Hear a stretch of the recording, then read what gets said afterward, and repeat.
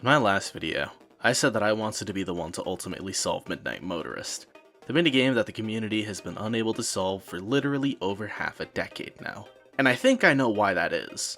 We're all so caught up on evidence that suggests the possibility of a specific scenario that we've never taken a step back and questioned the possibility of it. So today, I'm going to be talking about what people think Midnight Motorist is, and taking it apart one piece at a time. Our first step is recognizing what the general consensus of this minigame is. Orange Guy is William Afton. This is taking place after the death of Charlie, and it's one of William's sons that ran away from home. Despite the fact that I completely disagree with all of this, let's say that, hypothetically speaking, it's correct. What does this mean for everything else we see in the minigame? It's hard to seek definitive answers on some of these things. Juniors and the mound of dirt, for example, are things that we still can't narrow down too far off of that information alone. However, we absolutely should be able to narrow down the identities of two specific characters, the person in the chair and the missing child. If Orange Guy is William, then these two characters have to be part of the Afton family as well. Some of you might be under the impression that the person in the chair doesn't have to be an Afton, and that they might be a babysitter, or honestly, maybe even Henry. If that's what you think, I have a question for you. How did this person get there? There are no cars outside of the house, and the only building even remotely nearby is Junior's. I seriously doubt they parked at Junior's and then walked all the way here, and I also doubt that this is someone that Orange Guy picked up from Junior's, since Orange Guy is barred from entry. So, to me, the only logical explanation is that this character lives here, and the family only owns a single car, which would make this an Afton. This brings us to 4 total characters to pick from: Michael, Elizabeth, the crying child, and Mrs. Afton. Speaking of whom, I think we need to have a real talk about this character for a moment. I've seen a lot of claims about Mrs. Afton, especially over the past few months, and I really can't understand why, considering our information on her is somewhere between limited and completely non-existent. Really, she almost feels like more of a concept than an actual character. We don't know much about her, so what do we think we know? Well, the 2 biggest hints of her story come from Security Breach. Let's start with the staff bots. In Security Breach, you can find a table with 5 staff bots around it, who all seem to resemble the Aftons: Elizabeth, Michael, Crying Child, William, and at the head of the table, well, the only one left is Mrs. Afton. Between the blue hair, rosy cheeks, blue straps, and some purple accents, this pretty clearly is supposed to look like Ballora. Now, when Security Breach came out, there was already a lot of speculation on the idea that Ballora was supposed to represent Mrs. Afton to some extent, and this kind of confirms that there is some form of a connection between the 2 of them. Our other hints comes from the retro CDs. Namely, we're going to be focusing on CD 3-7140, where Vanessa has a conversation with a therapist about her parents, more specifically, about a custody case between the 2 of them. It's revealed that Vanessa's father manipulated her into lying about her mother in court, which ultimately led to her father winning the case. After this, her mother did something. It's never outright confirmed what happened to her, but judging by what Vanessa's therapist had to say about the situation, it's pretty safe to say that whatever ended up happening wasn't good, and she was more than likely out of the picture by this point in time. Why am I bringing this up? Well, Vanessa's last name starts with an A, which we learned from the AR game. Personally, I'm not the biggest fan of using unused content for theories, but I see basically everyone else doing it, so I figure I should be too. Anyway, Vanessa's last name starts with an A, and her father's name is Bill. This makes her father's name Bill A, which is just a bit too close to William Afton for me to look past. With this in mind, if we're comparing Bill to William, it's only right if we do the same to Vanessa, and compare her to William's daughter, Elizabeth.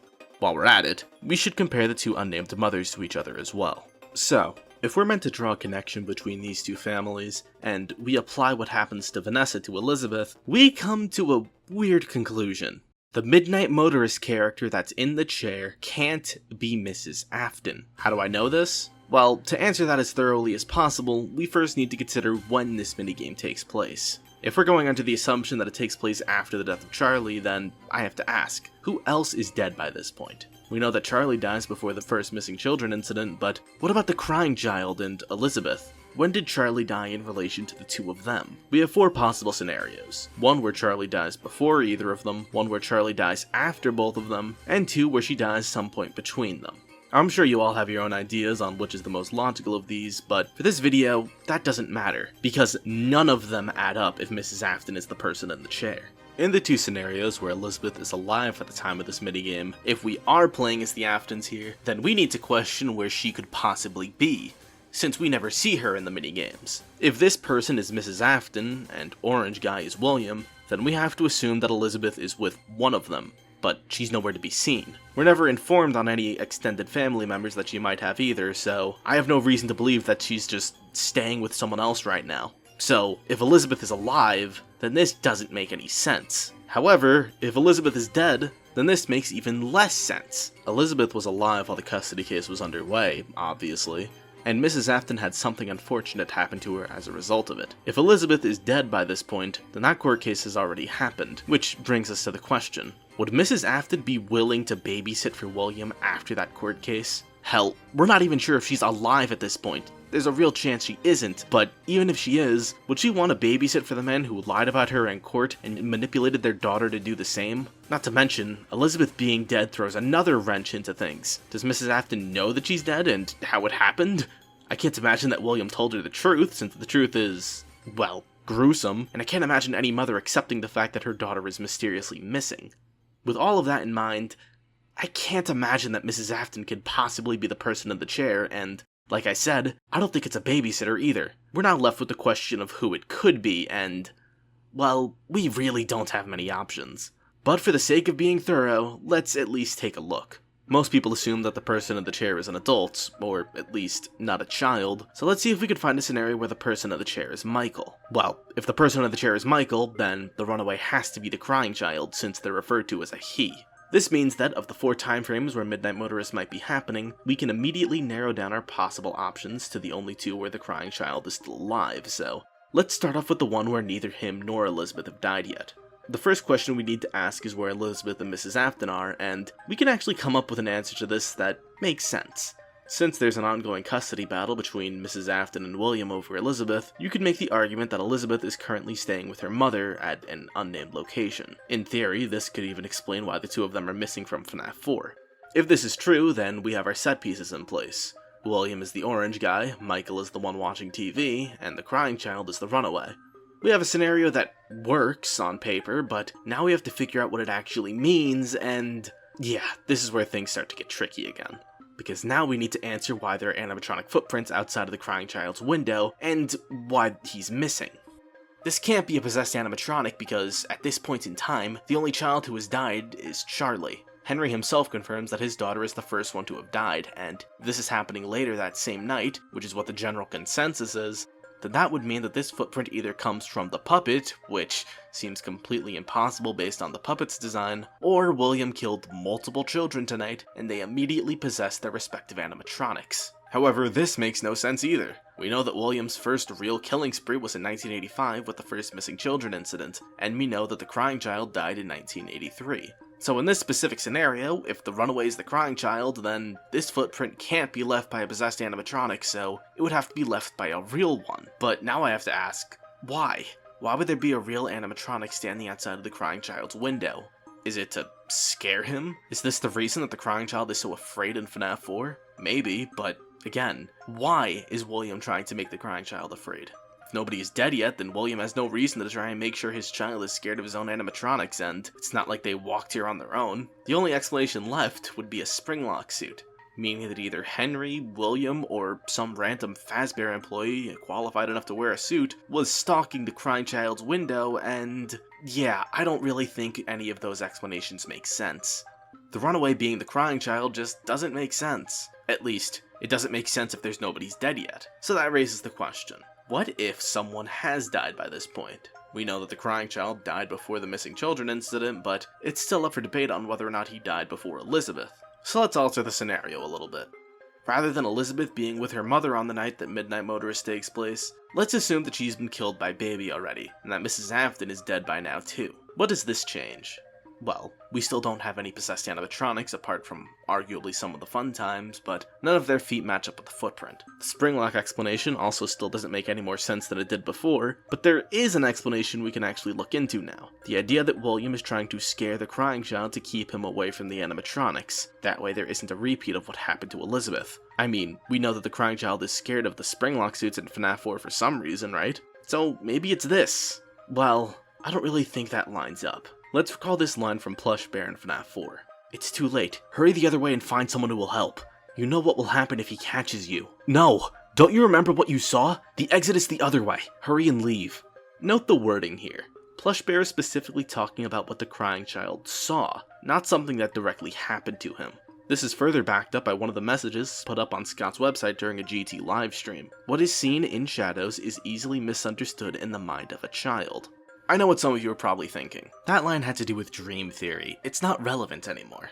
While I do understand where you're coming from, try to remember that Scott has gone on record to say that the meaning of certain things has changed over time. And a great example of that is the fact that he specifically said that the contents of the FNAF 4 box have changed over the years. Here's a clip from the Dawko interview where he says it himself. Me and Matt have sometimes had an antagonistic relationship back and forth. You know, I inconvenience him with my games, and sometimes he inconveniences me with his theories. You know, but it's all in good fun. You know, but I'll tell you, he did a video on that box, and he kind of said that he thinks the contents of the box changed over the years.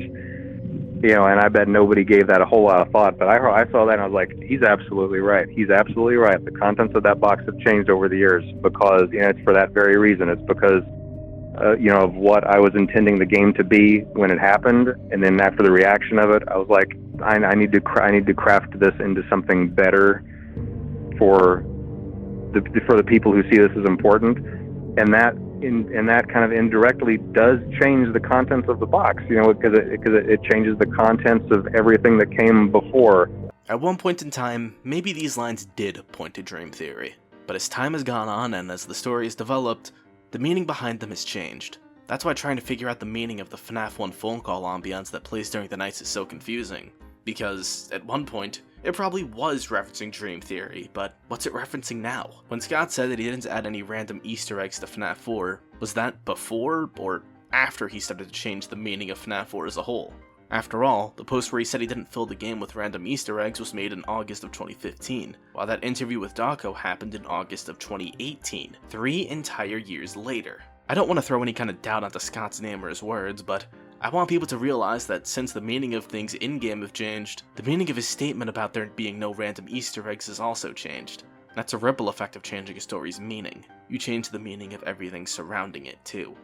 Anyway, I'm getting off topic. Back to the crying child, I still think it's true that the event that led him to being so scared of the animatronics was something he saw, not something he directly experienced. So, when you apply that to the scene in Midnight Motorist, it doesn't really make sense. Between the broken window and the footprints, I think it's pretty safe to say that the child in question here was very involved with the situation that went down, and we have no reason to believe that anything like that ever happens to the crying child, so this is kind of a bust. But we have one more avenue we need to explore, and it's probably the most common theory for this minigame at this point, the missing child being Michael. First of all, considering everything else I've been over in this video so far, this puts a huge limit on the characters we can have sitting in the chair. I've already explained why it's probably not Mrs. Afton or a babysitter, and it obviously can't be William, so the only explanation left is that it's one of his younger siblings. I personally think that the way this character talks implies that they're probably an adult, either a parental figure or an older sibling, but for the sake of argument, let's look past that.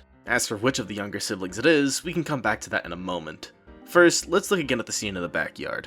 Starting with the footprint, as I said before, it still can't be a possessed animatronic if this is happening on the night that Charlie dies. I mean, it can, but that would mean that William killed multiple kids that night, stuffed them all into animatronic suits, and the puppet gave them all life in the span of however long it took William to get home. So, yeah, I'm not buying it. So we're back down to our two options. A spring-lock animatronic, or a regular non-possessed animatronic.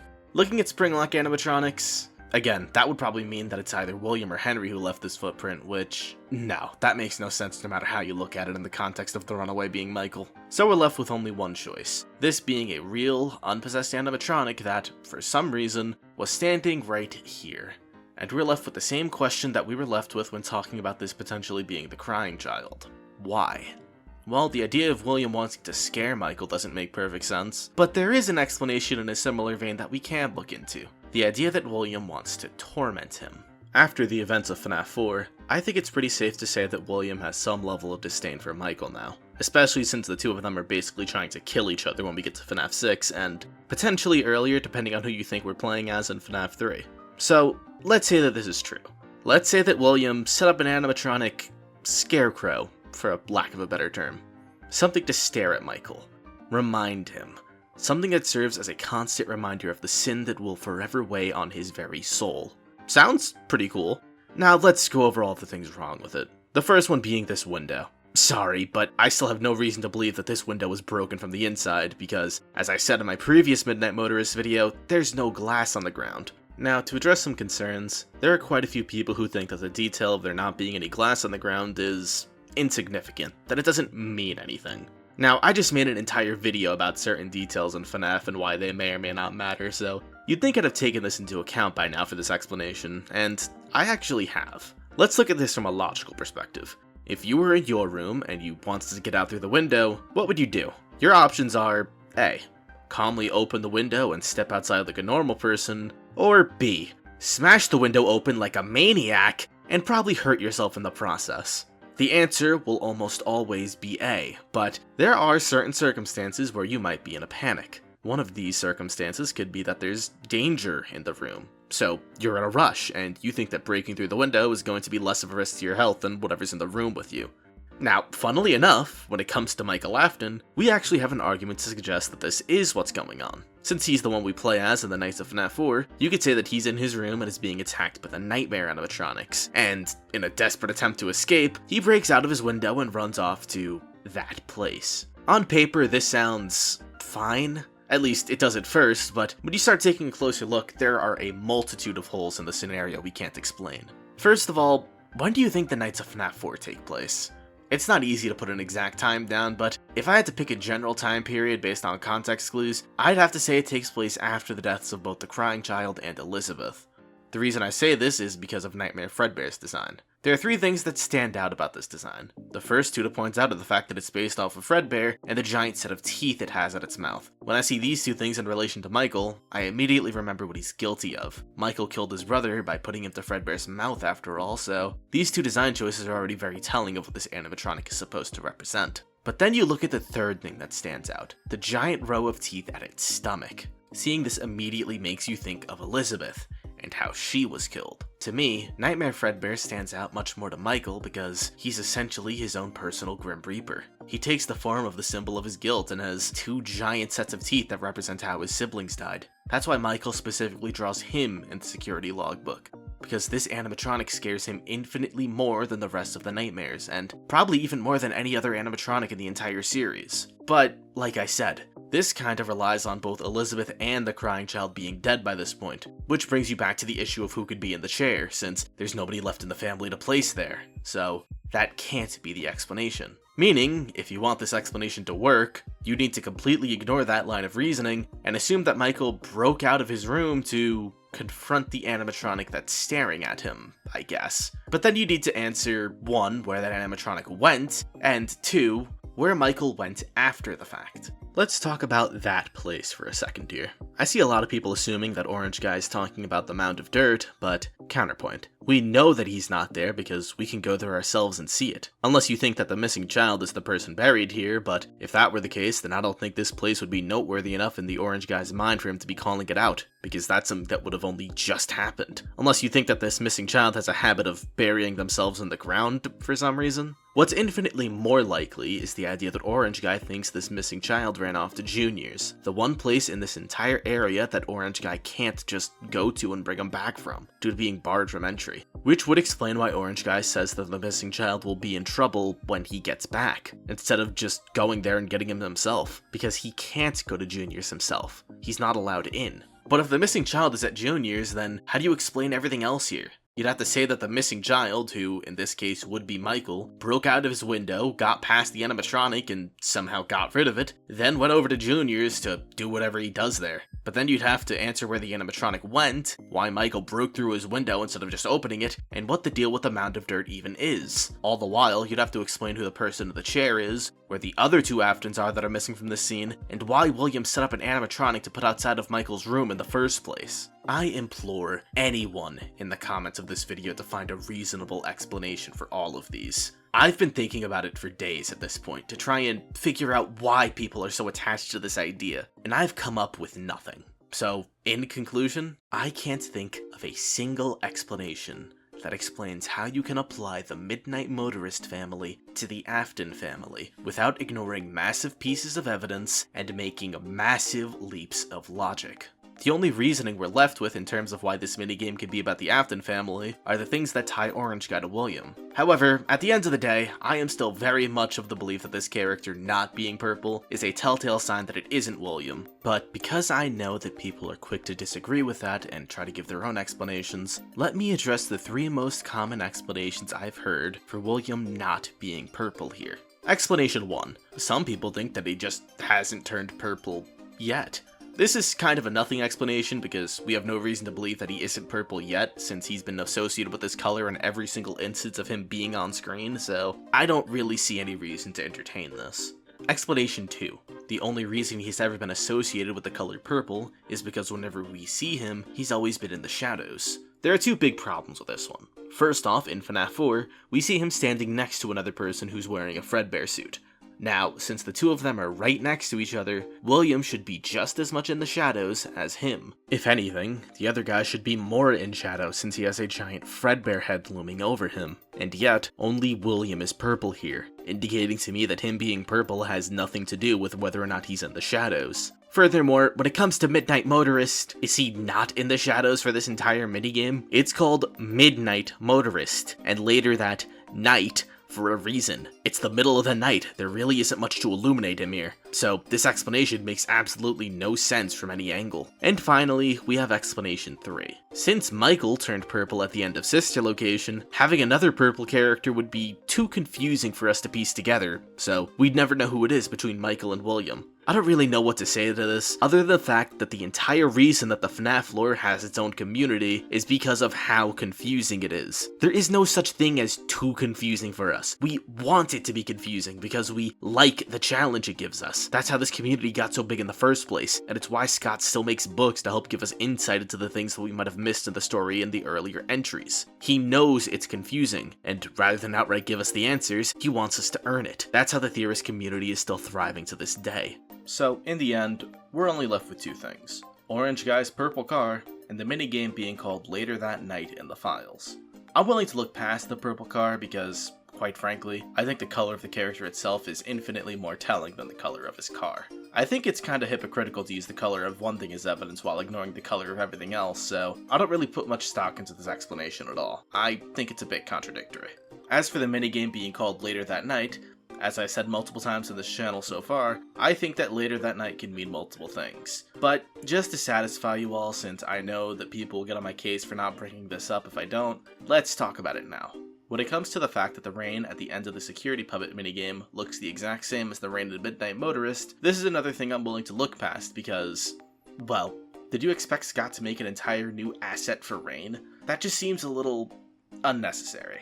As for the tire tracks leading away from Charlie's body, I think that the reason Scott put those there is so we could actually draw a parallel between Charlie's death here and in FNAF 2. If you think back to FNAF 2, you'll remember that, originally, it was a boy who died outside of the pizzeria, since the minigame literally spells out "save him" in the background. But in FNAF 6, Charlie is now a girl. This is still the same scene. Charlie is still the only kid who died right outside of the pizzeria to our knowledge, but a lot of things about these 2 scenes are actually pretty different. I think these tire tracks are here so we can actually draw a parallel between the 2 of them, since everything else doesn't really match up.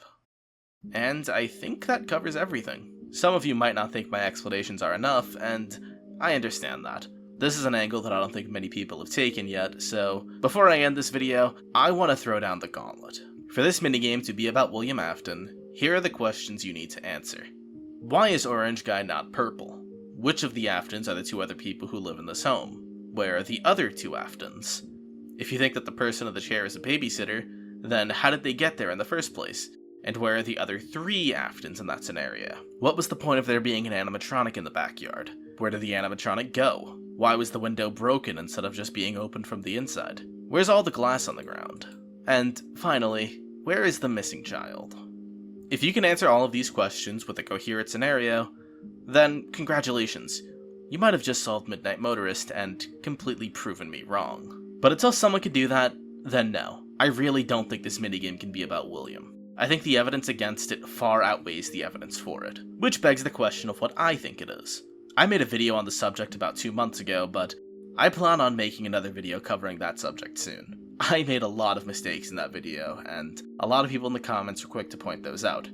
So I'm going to be remaking that video soon? I don't really know when. However, when it comes to the general consensus of what I think that minigame is about, I'm standing by what I said still. And I have some answers for the questions that people had about it. So if you're interested in finally seeing what Midnight Motorist is really about, make sure you subscribe and follow me on Twitter for some more updates. Before that video though, I do have something else I want to put out. That video will be related to Ruin, so hopefully you've played it by that point. That video isn't going to be out for a few weeks though, so I'm pretty sure the spoiler window will be completely closed by that point, so I could just talk about everything that happens. But until then, I'm going to end things here. See you all next time.